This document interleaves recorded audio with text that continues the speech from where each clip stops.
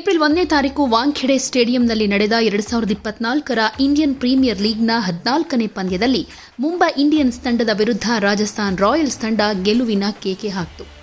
ಈ ಹಿಂದೆ 2 ಪಂದ್ಯಗಳನ್ನೂ ಕೂಡ ಸೋತಿದ್ದ ಮುಂಬೈ ಇಂಡಿಯನ್ಸ್ 3ನೇ ಪಂದ್ಯದಲ್ಲಿ ಅದು ತವರಿನ ಪಿಚ್ನಲ್ಲಿ ಗೆದ್ದೇ ಗೆಲ್ಲುತ್ತೆ ಅನ್ನೋ ಆತ್ಮವಿಶ್ವಾಸ ಅಭಿಮಾನಿಗಳಲ್ಲಿತ್ತು. ಅದರಲ್ಲೂ ಅಭಿಮಾನಿಗಳಂತೂ ವಾಂಖೆಡೆ ಸ್ಟೇಡಿಯಂನಲ್ಲಿ ನಮ್ಮ ತಂಡ ಗೆಲ್ಲುತ್ತೆ ಅಂತ ತಂಡವನ್ನ ಚಿಯರಪ್ ಮಾಡ್ತಾ ಇತ್ತು. ಅದರಲ್ಲೂ ರೋಹಿತ್ ಶರ್ಮಾ ಅಭಿಮಾನಿಗಳಂತೂ ಕಿಕ್ಕಿರಿದು ಸೇರಿದ್ರು. ರೋಹಿತ್ ಶರ್ಮಾಗೆ ಜೈಕಾರ ಕೂಗ್ತಾ ಇಡೀ ಸ್ಟೇಡಿಯಂನಲ್ಲಿ ಜೈಕಾರ ಹಾಕ್ತಾ ಹುರಿದುಂಬಿಸ್ತಾ ಇದ್ರು. ಆದರೆ ನಿರೀಕ್ಷಿತ ಪ್ರದರ್ಶನ ಬರಲಿಲ್ಲ. ರೋಹಿತ್ ಶರ್ಮಾ ಅಂತೂ ಡಕ್ಔಟ್ ಆದ್ರು. ಯಾವ ಬ್ಯಾಟ್ಸ್ಮನ್ ಕೂಡ ಹೆಚ್ಚು ಹೊತ್ತು ನಿಲ್ಲಿಲ್ಲ, ಜಾಸ್ತಿ ಸ್ಕೋರ್ ಕೂಡ ಮಾಡಲಿಲ್ಲ. ಕೇವಲ 125 ರನ್ ಗಳಿಸಿ 9 ವಿಕೆಟ್ ಅನ್ನು ಕಳೆದುಕೊಳ್ತು ಮುಂಬೈ.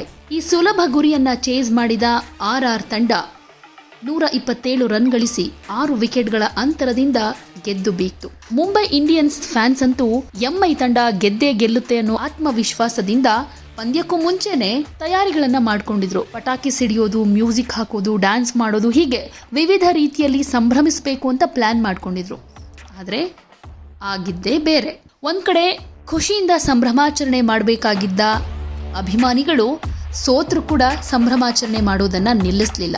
ಅದರಲ್ಲೂ ರೋಹಿತ್ ಶರ್ಮಾ ಫ್ಯಾನ್ಸ್ ಅಂತೂ ಒಂದು ಹೆಜ್ಜೆ ಮುಂದೆ ಹೋಗಿ ಹಾರ್ದಿಕ್ ಪಾಂಡ್ಯ ಸೆ ಕ್ಯಾಪ್ಟನ್ಸಿ ಲೇಕರ್ ಹಿ ರಹೆಂಗೆ ಅಂತ ಕೂಗಾಡ್ತಾ ಪಟಾಕಿಗಳನ್ನ ಸಿಡಿಸಿ ಭಾರತದ ಬಾವುಟವನ್ನ ಹಾರಿಸಿ ಒಂದ್ ರೀತಿ ಆಕ್ರೋಶದ ಸಂಭ್ರಮಾಚರಣೆ ಮಾಡಿದ್ರು ಅಂತಾನೆ ಹೇಳಬಹುದು. ಅದರ ವಿಡಿಯೋ ಈಗ ಸೋಷಿಯಲ್ ಮೀಡಿಯಾದಲ್ಲಿ ವೈರಲ್ ಆಗ್ತಾ ಇದೆ.